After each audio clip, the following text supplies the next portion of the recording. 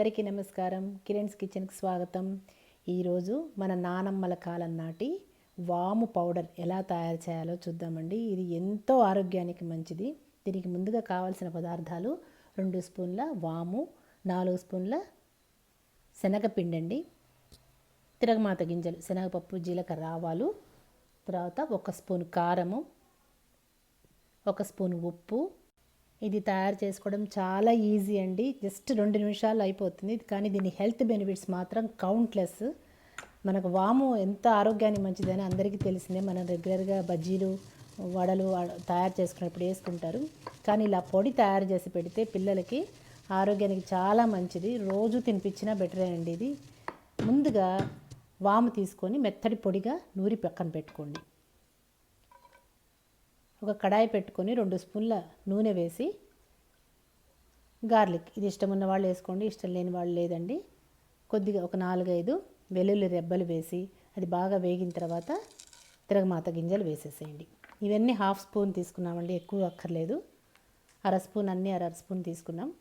వీటన్నిటిని బాగా వేసేసి ఎండుమిరపకాయలు, కరివేపాకు కూడా వేసి బాగా వేయించండి. ఇదంతా అండి 1-2 నిమిషాల్లో తయారైపోతుంది. మంచి సువాసన వస్తూ చాలా టేస్టీగా ఉంటుంది. వేడివేడి అన్నంలో మొదటి ముద్ద ఇది కనుక కలిపి నెయ్యి వేసి పెడితే పిల్లలు టేస్టీగా ఉంటుంది కాబట్టి ఇష్టంగా తింటారు. మనకు కూడా ఆరోగ్యానికి చాలా మంచిదండి. బిస్కెట్లు, చాక్లెట్స్ అవి ఎక్కువ తింటారు కదా పిల్లలకి, అజీర్ణము, కడుపు ఉబ్బరము ఉన్నప్పుడు ఇది చాలా మంచిగా పనిచేస్తుంది. మన తిరగమాత ఇప్పుడు చిటపట్లాడింది కదా, కొద్దిగా ఒక 2 పించెస్ అంటే ఒక 1/2 స్పూను ఇంగువ వేసేసామండి. ఇంగు వేసి అది కూడా బాగా కలిపి కరివేపాకు, కొత్తిమీర మీరు వేసుకోవాల్సినవన్నీ వేసుకోవచ్చండి. ఇక్కడ అది కూడా బాగా వేగంగానే దంచి పెట్టుకున్న వాము దాంట్లో వేసేయండి. ఒక 2 సెకండ్ల పాటు అటు వేయించేటప్పటికి మంచి స్మెల్ వచ్చేస్తుందండి. వెంటనే అన్నీ వేసేయండి, లేదంటే మాడిపోతుంది.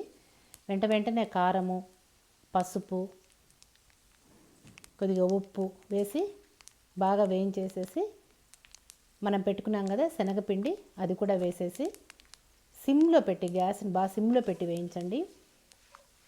2 నిమిషాల పాటు మంచి వాసన వచ్చేలాగా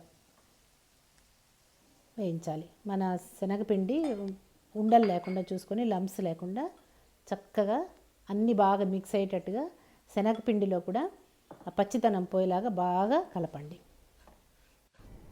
కొత్తగా మన ఛానల్ ఎవరైనా చూస్తుంటే సబ్స్క్రైబ్ చేసుకోండి. పక్కనే ఉన్న బెల్ ఐకాన్ టచ్ చేస్తే నేను వీడియోస్ పెట్టగానే మీకు నోటిఫికేషన్స్ వస్తాయండి.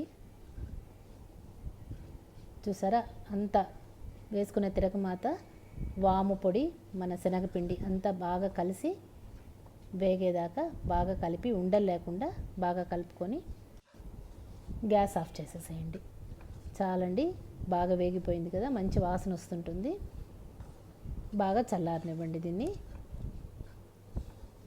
అందరూ కూడా దీన్ని తయారు చేసుకొని నాకు కమెంట్ బాక్స్లో కమెంట్ చేయండి. ఎంతో హెల్త్ బెనిఫిట్స్ ఉన్న వామ్ పౌడరు.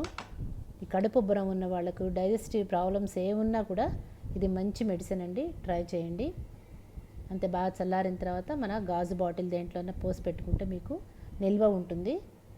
వీటిని కావాలంటే కూరల్లో కూడా వేటిలోనే యాడ్ చేసుకోవచ్చండి, చాలా టేస్ట్ వస్తుంది. క్యాప్సికమ్ కానీ, క్యారెట్ కానీ అలాంటి కూరల్లో కూడా పైన ఇది చల్లుకొని తినచ్చు. ట్రై చేయండి. Thank you.